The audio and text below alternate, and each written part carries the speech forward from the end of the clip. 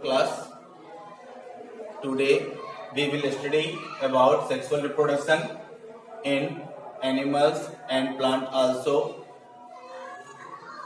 I tell you the definition of sexual reproduction in earlier days.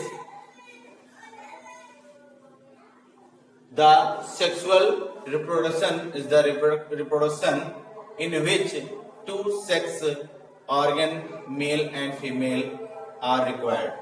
Without it, there are no process in sexual reproduction.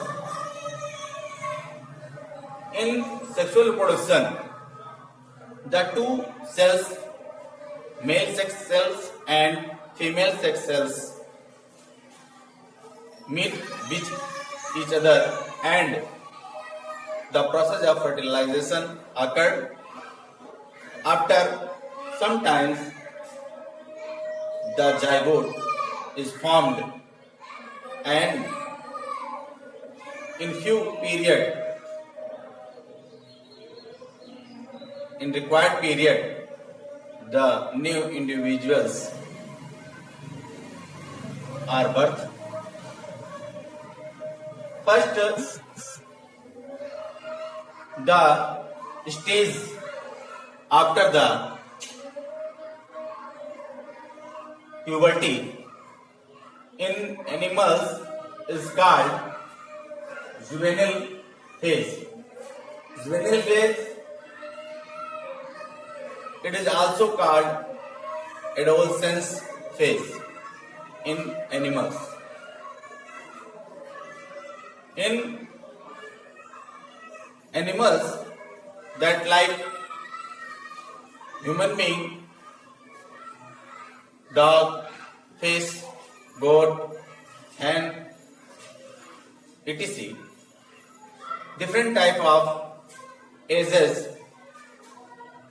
are required in different types of animals.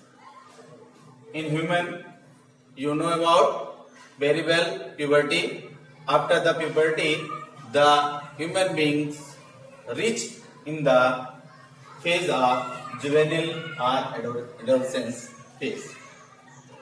In plant, we also called in plant this phase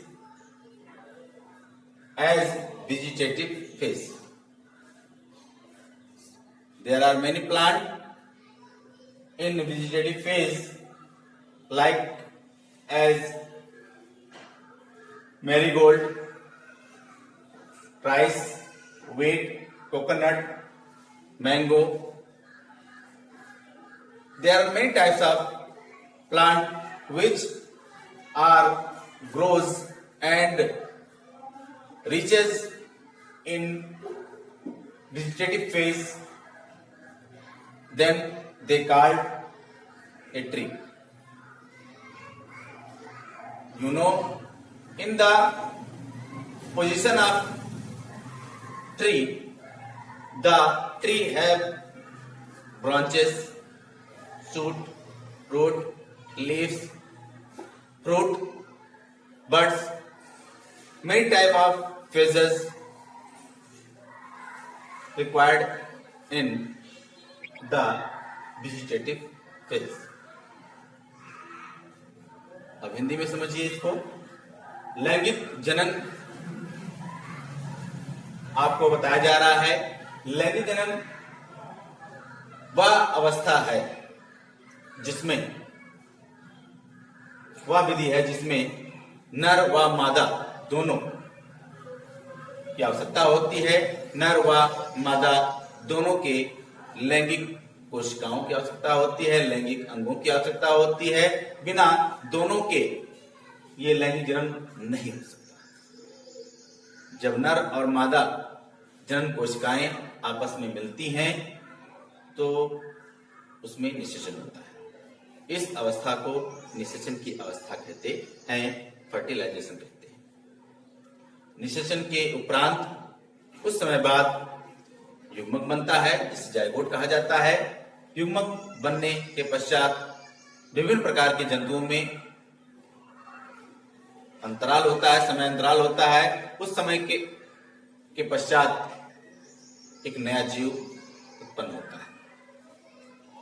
अब नए जीव जो उत्पन्न होते हैं वो हूबहू अपने माता पिता के समान होते हैं, चाहे वो पेड़ पौधों में हो, चाहे वो जंतुओं में हो। वो दोनों अपने मातृ कोशिका के समान, पेरेंट सेल के समान ही दिखते हैं।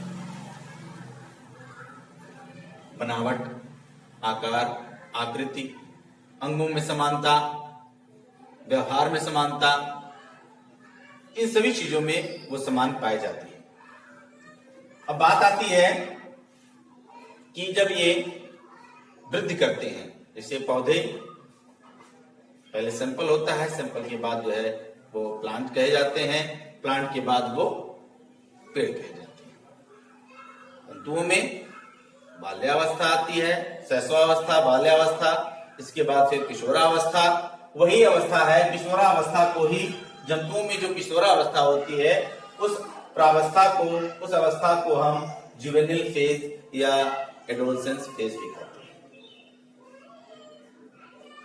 पौधों में वह अवस्था कायिक अवस्था कहलाती है, कायिक प्रावस्था कहलाती है।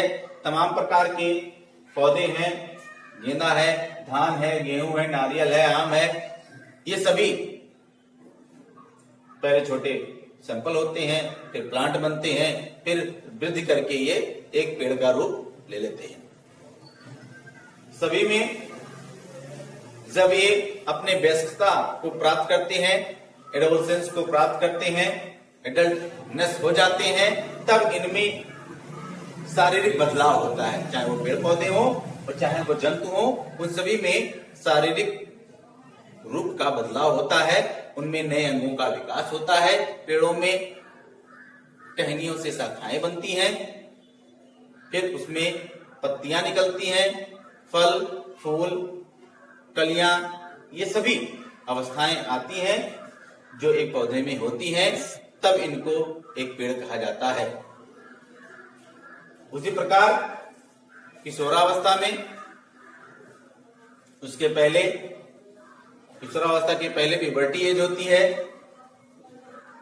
जिनमें जंतुओं में जनन करने की प्रावस्था उजागर हो जाती है। वो जनन करने योग्य हो जाते हैं, और जनन करने योग्य जब वो हो जाते हैं तो एक नए जीव की उत्पत्ति करने में सक्षम हो जाते हैं।